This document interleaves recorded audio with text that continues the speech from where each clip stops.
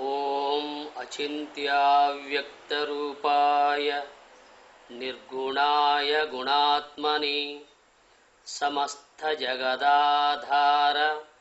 మూర్తయే బ్రహ్మణే నమః. ఓం గురుర్బ్రహ్మా గురుర్విష్ణుః గురురేవ మహేశ్వరః గురుః సాక్షాత్ పరబ్రహ్మ తస్మై శ్రీ గురవే నమః. ఆధ్యాత్మిక జిజ్ఞాసువులందరికీ ఓం నమో నారాయణాయ, ఓం నమః శివాయ తెలియజేస్తూ, దివ్యాత్మ స్వరూపులారా, మన భారతీయ సంస్కృతిలో మన మహాత్ములు అందించినటువంటి ఒక శాస్త్రాలలో అనేకమైనటువంటి రహస్యాలు దాగి ఉన్నాయి. వాటిని బాహ్యార్థములతో కాక అంతరార్థముగా మనం గ్రహించినట్లయితే మనకు ఆత్మజ్ఞానం సిద్ధించే అవకాశం ఉంటుంది. అందువల్ల మన సంస్కృతిలో, మన సాంప్రదాయంలో ఎన్ని గ్రంథాలు ఉన్నప్పటికీ కూడా వాటిలో ప్రధానమైనది భగవద్గీత. ఈ భగవద్గీతకు ఎంతోమంది మహాత్ములు భాష్యం రచించారు. త్రిమతాచార్యులు కూడా భగవద్గీతకు భాష్యాన్ని రచించారు, లోకానికి అందించారు. అట్లాగే మన భారతావనిలో అవతరించి భగవత్తత్వాన్ని పరమావధిగా ప్రతిపాదిస్తూ కాలాన్ని గడిపి కాలాతీతమైనటువంటి ఒక పరమాత్మ తత్వంలో విలీనమైనటువంటి జగద్గురు వేదాంతం లక్ష్మణార్యులు రచించినటువంటి శ్రీ స్వరాజ్య భగవద్గీత మనం ప్రారంభించుకుంటున్నాం. ఎందువల్ల అంటే స్వామివారు ఎన్నో గ్రంథాలు రచించాడు. ప్రధానంగా ప్రస్థానత్రయాలు, ఉపనిషత్తులు, భగవద్గీత, బ్రహ్మసూత్రాలు, ఇంకా భారత, భాగవత, రామాయణ, ఇతిహాస పురాణాల్లో ఉన్నటువంటి రహస్యాతి రహస్యమైన విషయాలు కూడా గ్రంథస్థం చేశారు. వారి జీవిత కాలమంతా ఈ ఆధ్యాత్మిక ప్రచారానికే వినియోగించి శిష్యకోటికి అందించారు. ఎంతోమంది శిష్యులను జ్ఞానులుగా తయారు చేసి శ్రీ స్వరాజ్య ప్రచారంలో నిమగ్నం చేయగలిగారు. స్వరాజ్యము అంటే మనోరాజ్యమును జయించుటయే స్వరాజ్యము అని మనకు ఉపనిషత్తుల్లో ఉంటుంది. ఎందువల్ల అంటే లోకంలో ప్రతి మానవుడు మనస్సు చెప్పినట్టు పయనిస్తున్నాడు, కానీ మహాత్ములు చెప్పినట్టుగా పయనించడం లేదు. అందువల్ల మహాత్ములు చెప్పున్నది కేవలము ఆత్మస్వరూప సంబంధమైన జ్ఞానమే, అనాత్మ సంబంధమైన విషయం కాదు. అందువల్ల భగవద్గీతలో మొట్టమొదటి పదము ధర్మశబ్దము. భగవద్గీత ధర్మశబ్దంతో ప్రారంభమవుతుంది, మమ శబ్దంతో సమాప్తమవుతుంది. ధర్మక్షేత్రే కురుక్షేత్రే సమవేతాయుయుత్సవః మామకాః పాండవాశ్చైవ కిమకుర్వత సంజయ. ఇది ప్రథమ శ్లోకం. యత్ర యోగేశ్వరః కృష్ణో యత్ర పార్థో ధనుర్ధరః తత్ర శ్రీర్విజయోర్భూతిః ధ్రువానీతిర్మతిర్మమ.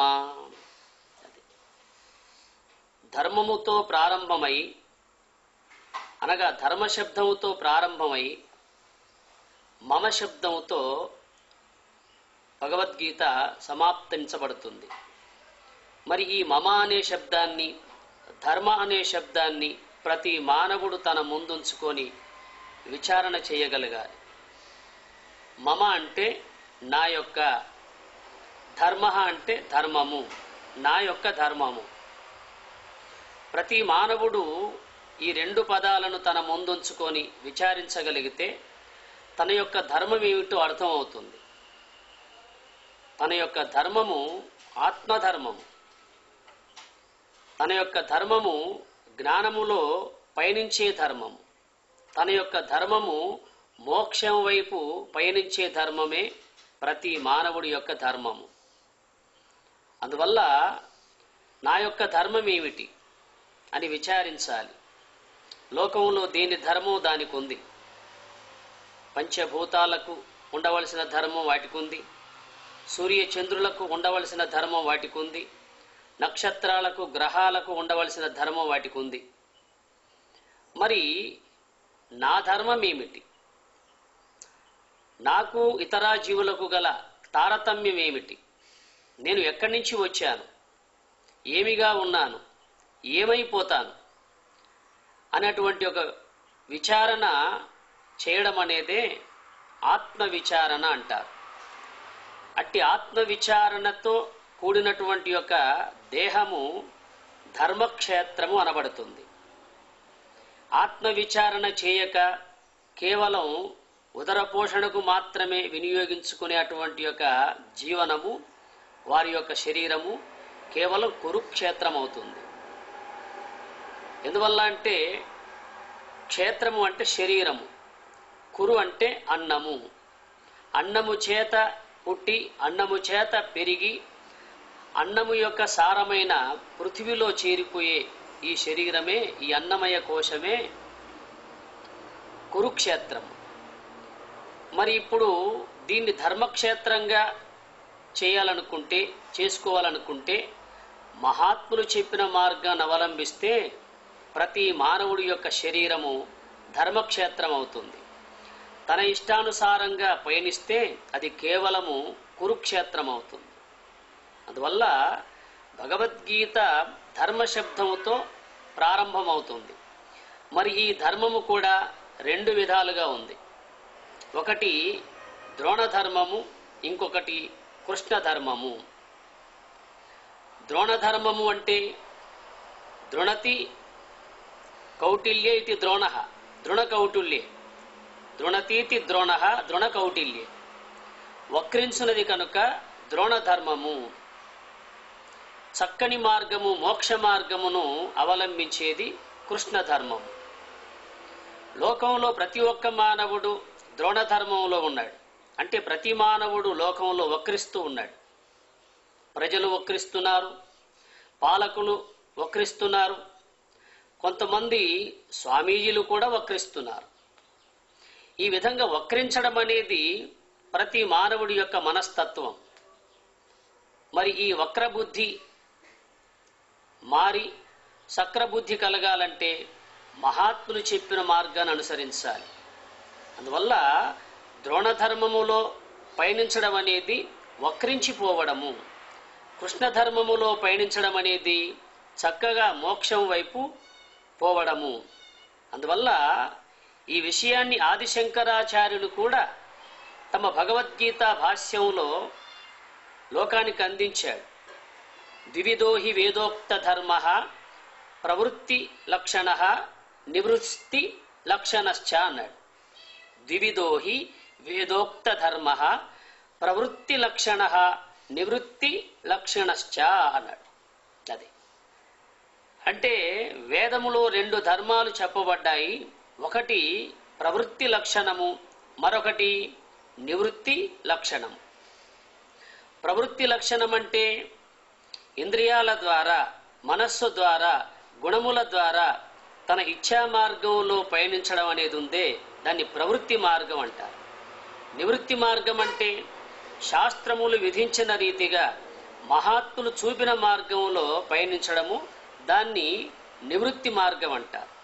దీన్నే ఒక్క మాటలో చెప్పాలంటే ప్రవృత్తి మార్గం అంటే బహిర్ముఖ వృత్తి, నివృత్తి మార్గం అంటే అంతర్ముఖ వృత్తి. అందువల్ల ఈ ప్రవృత్తి ధర్మములో, ద్రోణ ధర్మములో ఉన్న వాళ్ళు కౌరవులు, నివృత్తి ధర్మములో, కృష్ణ ధర్మములో ఉన్నవాళ్ళు పాండవులు.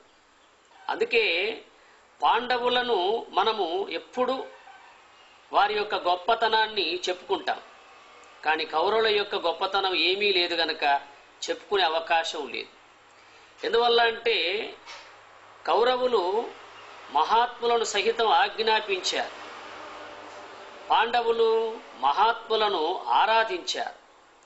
లోకంలో గొప్పవాళ్లను, మంచి వాళ్లను, మహాత్ములను ఆరాధించే వాళ్ళు సత్వగుణ సంపన్నులు. మహాత్ములను సహితం తూలనాడి ఉండేవాళ్ళు ఉన్నారే, వాళ్ళంతా ఆజ్ఞాపించేవాళ్ళు. అందుకే మహాత్ములను ఆజ్ఞాపించిన వాళ్ళు అధోగతి పాలవుతారు.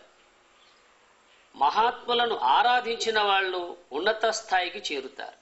దీన్ని బట్టి ఆలోచిస్తే లోకంలో మరి వక్రించే వాళ్ళ సంఖ్య ఎక్కువ ఉంటుంది, సక్రమంగా నడుచుకునే వాళ్ళ సంఖ్య తక్కువ ఉంటుంది. అందువల్ల దీన్ని బట్టే పూర్వం మహాత్ములు కొంతమంది వారి వారి భాష్యంలో కొన్ని విషయాలు వ్యక్తం చేశారు. రామతీర్థ అనే మహానుభావుడు, ఇంకా వివేకానంద కూడా ఒక విషయాన్ని వెల్లడి చేశారు. మేమెప్పుడు ఆ పదాన్ని ఉపన్యాసాల్లో కొన్ని సందర్భాల్లో చెబుతూ ఉంటాం. మన భారతదేశం యొక్క భాగ్యము మళ్ళీ పూర్వ వైభవంతో అది దేదీప్యమానంగా ప్రకాశించాలంటే ముగ్గురు వ్యక్తులు ఈ దేశానికి నిస్వార్థంగా సేవ చేయగలగాలట. ఎవరా ముగ్గురు వ్యక్తులు? ఆ ముగ్గురు వ్యక్తుల యొక్క పేర్లు ప్రస్తావించక వస్త్రముతో పోల్చారు. కాకి వస్త్రము, ఖద్దరు వస్త్రము, కాషాయ వస్త్రము. కాకి వస్త్రం అంటే చట్టము, ఖద్దరు వస్త్రం అంటే రాజ్యాంగము, కాషాయ వస్త్రం అంటే ఆధ్యాత్మికము. ఈ ఆధ్యాత్మిక మార్గంలో పయనించే గురువులు గాని, రాజ్యాంగంలో పయనించే పాలకులు గాని, చట్టంలో వ్యవహరించే అటువంటి యొక్క మహానుభావులు గాని, వీళ్ళు గనుక వక్రించకుండా నిస్వార్థంగా ఈ దేశానికి సేవ చేస్తే మన భారతదేశం యొక్క ఔన్నత్యము గొప్పగా స్థిరపడే అవకాశం ఉంటుంది. అందువల్ల భగవద్గీతను అంత అంతరార్థంగా రచించడానికి కారణం ఏమిటంటే, లోకంలో భగవద్గీతలో కేవలం బాణయుద్ధాన్ని మాత్రమే చూస్తున్నారు, అందులో జ్ఞానయుద్ధాన్ని చూడడం లేదు. భగవద్గీతను మనం బాణయుద్ధంగా చూసేంత వరకు అది ఎక్కడో జరిగిందని, ఎప్పుడో జరిగిందని, ఇప్పుడు జరగడం లేదని అంతవరకే అర్థమవుతుంది. కానీ అందులో జ్ఞానయుద్ధాన్ని గనక మనం పరిశీలించగలిగితే ప్రతి మానవుడి యొక్క శరీరము ధర్మక్షేత్రం అవుతుంది. కేవలం అది బాణయుద్ధంగానే చూస్తే కురుక్షేత్రం అవుతుంది. కురు అంటే అన్నము, క్షేత్రం అంటే శరీరం. కురుక్షేత్రము అంటే ఈ అన్నమయ కోశమే కురుక్షేత్రము, ఈ శరీరమే కురుక్షేత్రము. ధర్మక్షేత్రం అంటే ఎవరి యొక్క హృదయమైతే ఆత్మానాత్మ వివేకం కలిగి, ఎవరి యొక్క భావాలు ధర్మయుక్తంగా, జ్ఞానయుక్తంగా, సత్యయుక్తంగా ఉంటాయో వారి యొక్క దేహమే ధర్మక్షేత్రం అనబడుతుంది. అందువల్ల మనమంతా ద్రోణధర్మములో వక్రించే మార్గంలో పయనించకుండా సక్రమంగా మోక్షం వైపు పయనించే కృష్ణ ధర్మములో ఉండగలిగాలి. ఆ విధంగా ఉండగలిగితే ఈ ప్రథమ శ్లోకంలో చెప్పబడినటువంటి ఒక ధృతరాష్ట్రుని విషయం అర్థమవుతుంది. ఎందువల్ల అంటే మనం భగవద్గీత తెరవగానే ధృతరాష్ట్ర మహారాజు దర్శనమిస్తాడు. శుభమా అంటూ మనం భగవద్గీత భవనంలోకి ప్రవేశిస్తూ ఉంటే ఈ గుడ్డి మహారాజు దర్శనమిస్తాడు. మరి ఈ గుడ్డి మహారాజుల గురించి మనం కొంచెం విచారిస్తేనే ఇంకా మనం లోనికి వెళ్ళే అటువంటి మార్గం సుగమం అవుతుంది. అందువల్ల ప్రతి ఒక్కరూ ధర్మక్షేత్రము, కురుక్షేత్రము అనేటువంటి ఒక పదాన్ని, ఈ పదాలను మనం బాగా విచారిస్తే క్షేత్రం అంటే ఏమిటి, అందులో కురుక్షేత్రం అంటే ఏమిటి, ధర్మక్షేత్రం అంటే ఏమిటి, అసలు ధర్మం అంటే ఏమిటి, మోక్షం అంటే ఏమిటి, బంధం అంటే ఏమిటి, మోక్షం అంటే ఏమిటి, జ్ఞానం అంటే ఏమిటి, అజ్ఞానం అంటే ఏమిటి అన్న విషయము మనకు తేట తెల్లమవుతుంది. అందువల్ల జగద్గురు వేదాంతం లక్ష్మణాచార్యులు 1936 సంవత్సరంలోనే భగవద్గీతకు అంతరార్థ రూపంలో భాష్యం రచించారు. అందుకే వారి శిష్యగణములో ఒక ఆయన వీరప నారపరెడ్డి జ్ఞానమణి అనే గ్రంథంలో ఒక విషయాన్ని తెలిపాడు. జగతిలో భగవద్గీతకు నెందరో జగతిలో వ్యాఖ్యానములను సల్పిరిగాని మీ గీత వంటి కృతిని నే చూడగలేదు పృథివి నిర్మల రూప. ఉపనిషత్తుల యందు నూరుచునుండెడి మధురమైన మధువునెంతో తీయగాను మాకు తినిపించు గురుడవు లలిత సుగుణధుర్య లక్ష్మణార్య అంటూ ఆయన జ్ఞానమణి అనే గ్రంథాన్ని రచించి లోకానికి అందించాడు. అందువల్ల దివ్యాత్మ స్వరూపులారా, ఇక నుంచి శ్రీ స్వారాజ్య భగవద్గీతలోని రోజుకు ఒక్కొక్క శ్లోకాన్ని మీకు పరిచయం చేసే ప్రయత్నం చేస్తాను. అంతరార్థ రూపంగా కేవలం ఆత్మజ్ఞానాన్ని ప్రతిపాదించే విధంగా అందులో మనం పయనించగలిగితే మన జన్మ సార్థకమవుతుంది. అట్టి స్థితి సద్గురునాథుడు సర్వేశ్వరుడు మీ అందరికీ కలిగించాలని కోరుతూ తదీశ్వరుణ్ణి ప్రార్థిస్తూ హరి ఓం తత్సత్.